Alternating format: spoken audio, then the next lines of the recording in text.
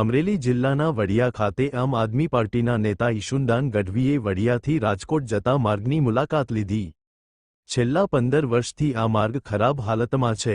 આ માર્ગ વડિયાથી રાજકોટ જતા દર્દીઓ માટે પણ જીવનરેખા સમાન છે, પરંતુ રસ્તાની દયનીય હાલતને કારણે સામાન્ય લોકો, ખાસ કરીને દર્દીઓને ભારે મુશ્કેલીઓનો સામનો કરવો પડે છે। ઈશુનદાન, મને એ સમજાતું નથી કે રોડમાં ખાડા છે કે ખાડામાં રોડ છે। ઈશુનદાન ગઢવીએ જણાવ્યું કે રાજકોટ ગોંડલ જતા આ મુખ્ય માર્ગ પર લોકો દરરોજ હેરાન થાય છે। સાથે જ ભાજપના નેતાઓએ પણ સ્વીકાર્યું છે કે કામના કોન્ટ્રાક્ટમાંથી 40% લેવાય છે, તો પછી રસ્તાનું કામ ગુણવત્તાપૂર્ણ કેવી રીતે બને? લોકો હવે આશા રાખે છે કે આ માર્ગની તાત્કાલિક મરામત કરીને જનતાને રાહત મળે। બિલકુલ, આજે હું વડિયા આવ્યો ને એટલા બધા ખાડા પડ્યા છે, રોડ ખાડામાં છે, ખાડામાં રોડ છે, ખબર નથી પડતી। અને આ 15 વર્ષથી આ રસ્તો બનતો નથી એવી ગ્રામજનોની માંગ હતી। આ વડિયાથી લઈ ધારીથી લઈને આ ગોંડલ રાજકોટ જતો રસ્તો છે, સેંકડો વાહનો આમાં ચાલે છે। ખેડૂતો જણસી વેચવા ગોંડલ માર્કેટયાર્ડમાં જાય, અહીંયાથી જાય છે।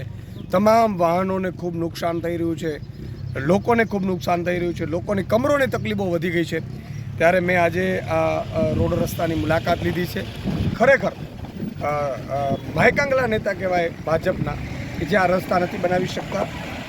હું માંગણી કરું છું કે આને 2 મહિનામાં બનાવવામાં આવે ને તો આમ આદમી પાર્ટી આ રસ્તાઓને લઈને અહીંયા વિરોધ કરશે। સાથે સાથે મારે અધિકારીઓને પણ કહેવાનું છે, ભાજપના નેતાઓને પણ કહેવાનું છે કે તમારી પણ ઘેરાબંધી કરીશું જો આ રસ્તાઓ નહીં થાય।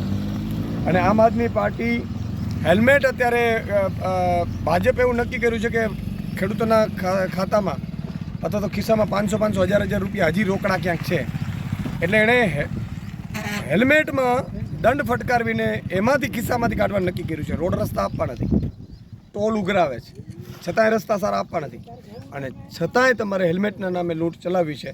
તો અમે 1 સપ્તાહ હેલ્મેટનો ઉજવણી કરવાના છીએ। આમ આદમી પાર્ટીના દરેક જિલ્લામાં કાર્યકર્તાઓ, દરેક જિલ્લા, તાલુકા અને ગામડાઓમાં હેલ્મેટ પહેરી અને ખાડાની વચ્ચે ચાલી અને અમે માંગ કરીશું કે હેલ્મેટ અમે